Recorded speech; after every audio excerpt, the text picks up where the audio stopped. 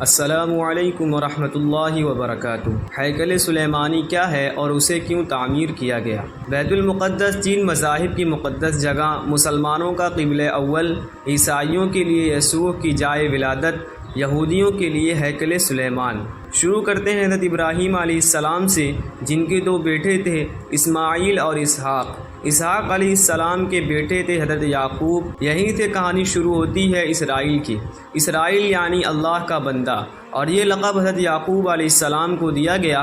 حضرت یوسف علیہ السلام جب کفیل مصر بنے تو آپ کو حکم ہوا کہ اپنے تمام خاندان یعنی آل یعقوب کو مصر بلایا جائے، اور مصر کی سرزمین کا ایک مخصوص حصہ ان کے لیے مختص کیا گیا، اور اللہ کی طرف سے کہا گیا کہ اے آل یعقوب، اس سرزمین میں تمہارے لیے برکتیں ہیں۔ حضرت یوسف علیہ السلام 12 بھائی تھے، اسی لیے اللہ تعالیٰ نے ان کے لیے 12 چشمے جاری کیے، اور یوں اس سرزمین کا نام حضرت یعقوب کے لقب سے اسرائیل پڑ گیا، جسے آل یروشلم بھی کہا جاتا ہے۔ آپ کی نسل سے کم و بیش 70,000 انبیاء کرام آئے۔ حضرت یوسف علیہ السلام کے بھائی یہودا کی نسل آگے بڑھی تو ان میں سے آنے والے تمام بنی اسرائیل یہودی کہلائے۔ وقت گزرتا گیا اور حضرت موسیٰ علیہ السلام کا دور آیا۔ جب فرعون نے مصر کی زمین آپ پر تنگ کی تو بنو اسرائیل کے ساتھ آپ کو مصر سے نکلنا پڑا۔ اس دوران بنی اسرائیل پر اللہ تعالیٰ کی بہت سی کرم نوازیاں بھی ہوئیں، جس میں من و سلوہ، چشموں کی بہتات، مچھلیوں کے شکار کا ذکر قرآن پاک میں سے بھی ملتا ہے، اور وہیں ہمیں ایک گائے کا ذکر بھی ملتا ہے جس کے لوتھڑے سے مردے نے اللہ کے حکم سے زندہ ہو کر اپنے قاتل کا بتایا۔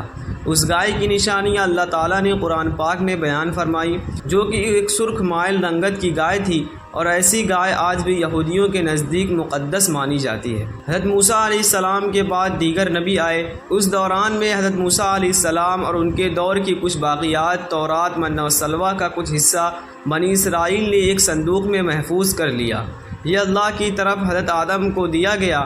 یہ ایک خاص صندوق تھا جو نسل در نسل نبیوں کے پاس رہا، جسے قرآن میں تابوت سکینہ کے نام پکارا گیا، اور یہ یہودیوں کو اپنی جان سے زیادہ عزیز ہے۔ حضرت داؤد نے جب جالوت کو ہرا کر اس سے تابوت سکینہ حاصل کیا تو یوں بنی اسرائیل نے انہیں نبی تسلیم کر لیا، اور حضرت داؤد علیہ السلام نے اس صندوق کی حفاظت کے لیے ایک ہیکل تعمیر کروانا شروع کیا کہ ان کی زندگی میں مکمل نہ ہو سکا۔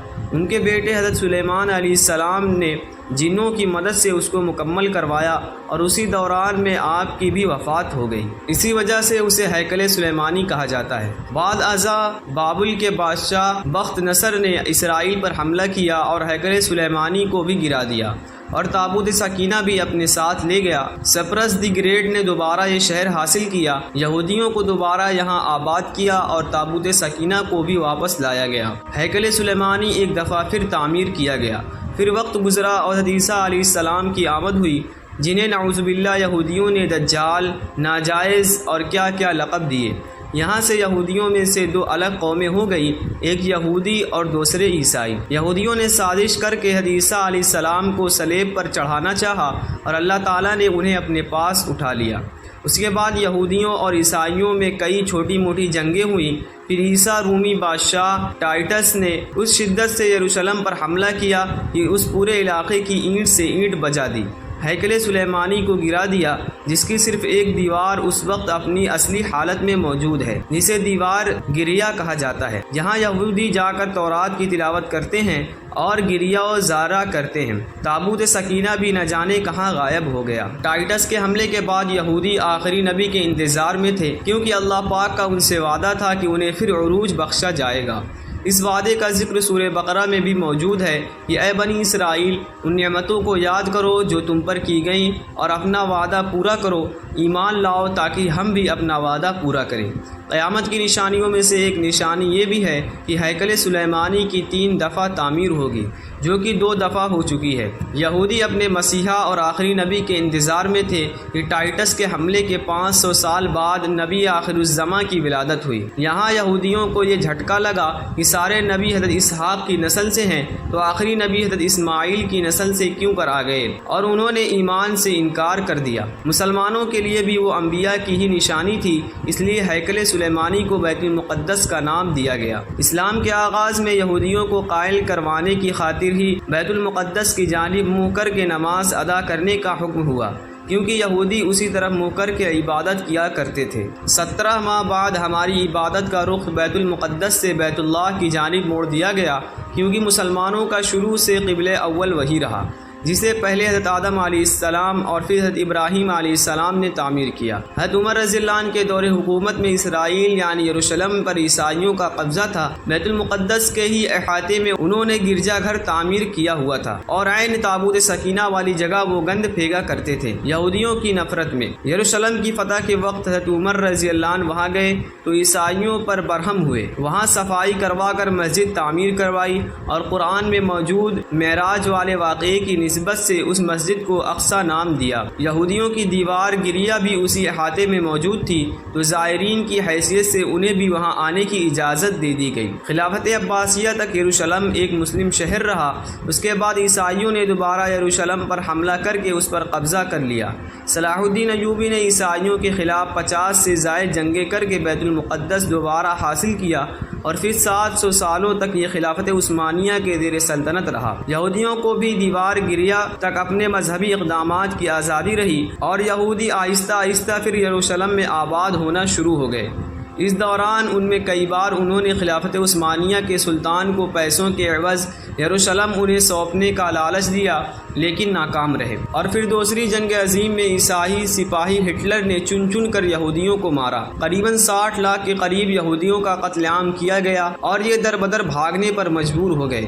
اس دوران ان میں انہیں یہ اندازہ ہو چکا تھا کہ انہیں اب خود اپنی پہچان بنانی ہے اور بائبل میں موجود یہودیوں کے آخری عروج سے قبل والی کئی نشانیاں بھی ظاہر ہو چکی تھیں اور وہ یہ تسلیم کر چکے تھے کہ ان کا آخری مسیحا اب دجال ہوگا، جس کی بدولت پوری دنیا میں ان کا دوبارہ بول بالا ہوگا۔ انہوں نے برطانیہ سے ساز باز کر کے خود کو الگ ریاست تسلیم کروا لیا۔ یوں اسرائیل باقاعدہ ایک ملک کی صورت میں دنیا کے نقشے پر ابھرا۔ پھر آہستہ آہستہ انہوں نے فلسطین اور دیگر مصری علاقوں پر بھی قبضہ کر لیا۔ عرب ممالک اسرائیل کے خلاف جنگ پر آئے لیکن اس وقت تک یہ خود کو اتنا مضبوط کر چکے تھے، عرب ممالک کو اس ایک چھوٹے سے ملک سے منہ کی کھانی پڑی۔ عیسائیوں نے بھی دیکھ لیا کہ اب ان سے لڑ کر کچھ وصول نہیں ہونا، تو باقاعدہ گرجا گھروں میں پادریوں نے تقریبات منعقد کی اور یہودیوں کے لیے معافی کا اعلان کیا گیا۔ یوں سیاسی اور اقتصادی مفاد پرستی نے 2000 سالوں سے ایک دوسرے کے ازلی جانی دشمنوں کو ایک صف پر لا کھڑا کیا،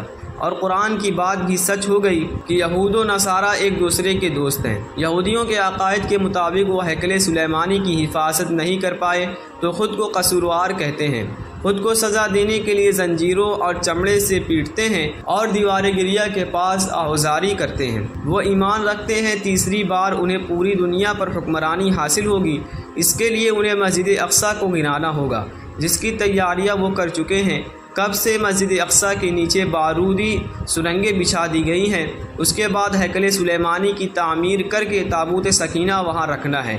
تابوت سکینہ بھی دوبارہ حاصل کر چکے ہیں، لیکن مسئلہ تھا سرخ گائے، کیونکہ ان کے عقیدے کے مطابق وہ ناپاک ہیں اور جب تک پاک نہیں ہو جاتے ہیکل سلیمانی تعمیر نہیں کر سکتے، اور پاک ہونے کے لیے سرخ گائے کی قربانی دینا ہوگی۔ وہ گائے جس کی نشانیاں قرآن پاک میں بیان کی گئی، جو اس وقت بھی انہیں ڈھونڈنے میں مشکل ہوئی تھی۔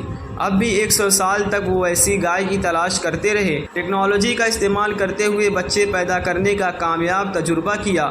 انہوں نے پھر اس تجربے کی بدولت ویسی نشانیوں والی گائے پیدا کرنے کی کوشش کی لیکن ناکام رہے۔ 2019 میں ایک امریکی ریاست سے 5 عدد ایسی گائیں انہیں مل گئی جن کے جسم پر سرخ رنگ کے علاوہ اور کوئی بال نہیں تھا، انہیں کبھی کام کے لیے استعمال نہیں کیا گیا تھا۔